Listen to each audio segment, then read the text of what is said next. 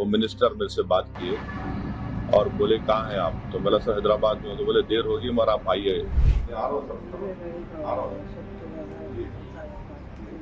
और मैं on record कह रहा हूँ कि होम मिनिस्टर जो जाकर मिले विक्टिम फैमिली से, अच्छा किए। वो आसान काम नहीं था मगर अच्छा किए। मगर उन विक्टिम्स को ये नहीं है कि हम भूल जाएं थोड़े दिन के बाद। जो ऑल पार्टी मीटिंग का है, कल मैंने खुद जनाब किरण रिजिजू साहब से बात की थी, तो उन्होंने कहा कि हम लोग सोच रहे हैं कि उन पार्टीज को बुलाया जाए जिनके 5 MPs हैं या 10 MP हैं, वरना मीटिंग लंबी हो जाती।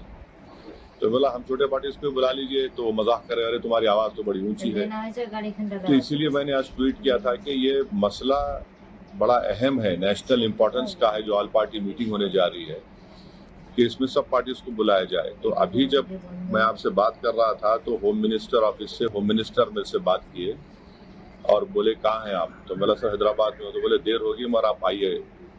तो अभी अगर टिकट मिलेगा, इंशाल्लाह मैं बोला हूँ, जो भी टिकट मिलेगा पहुंचेंगे और उसमें शिरकत करेंगे और अपनी बात को रखेंगे।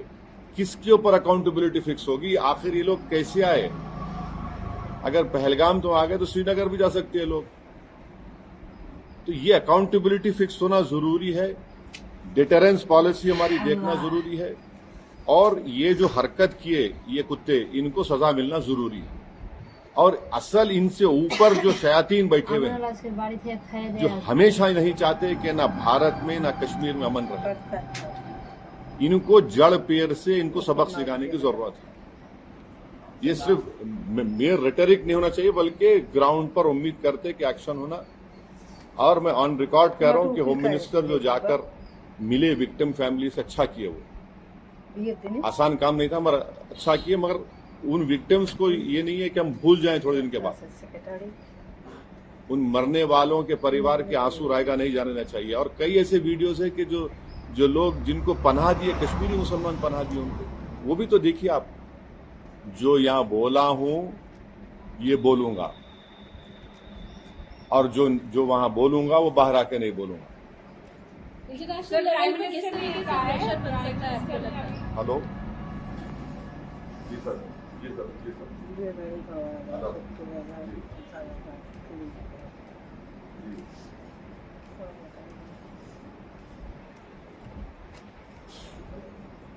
आ रहा हूँ सर, आ रहा हूँ।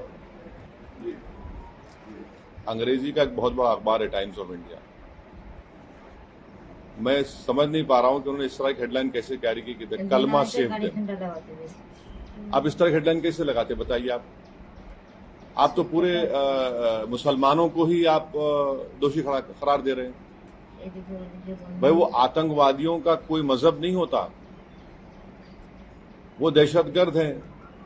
वो तो ISI की आईसिस की आइडियोलॉजी में चलने वाले कुत्ते हैं ये लोग। इतना बड़ा अंग्रेजी अखबार, द कलमा save them, what is this? भाई कितने जो कश्मीर में जितने आतंकवादियों ने सबसे ज्यादा मारा, वहां के कश्मीरी मुसलमानों को मारा।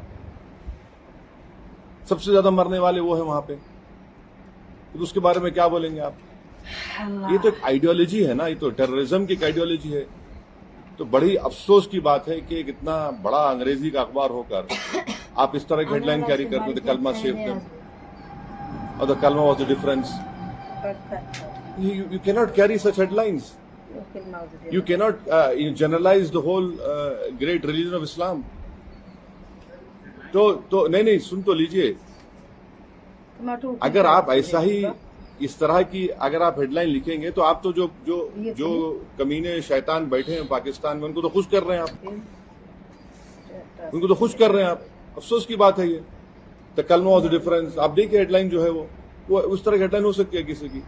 और आखिरी बात यह है कि कल शाम में 6:30 बजे तेलंगाना के चीफ मिनिस्टर एक all party candle light march necklace क्या है वो पीपुल्स प्लाजा के पास करने वाले हैं। मैं हैदराबाद की आवाम से, तेलंगाना की आवाम से अपील कर रहा हूं कि आप हजारों की तादाद में उसमें कल शिरकत करिए। हमको एक होकर इस अपने मजहब पे चलते हुए उसके बावजूद भी हम इस बात का ख्याल रखें कि ये हमारे देश का मसला है, मुल्क का, वतन अजीज का मसला है। हम तमाम को वहां पर जमा होना है। चीफ मिनिस्टर खुद उसकी लीड करेंगे। हमारी पार्टी भी, हमारे पार्टी के एमएलएज भी, जितने हमारे मेंबर्स हैं, बल्कि जितने जो टेररिज्म के खिलाफ हैं और जो इस मुल्क से मोहब्बत करने वाले हैं, मैं उनसे उम्मीद करता हूं कि वो हजारों नहीं लाखों की तादाद में वहां पर जमा हो।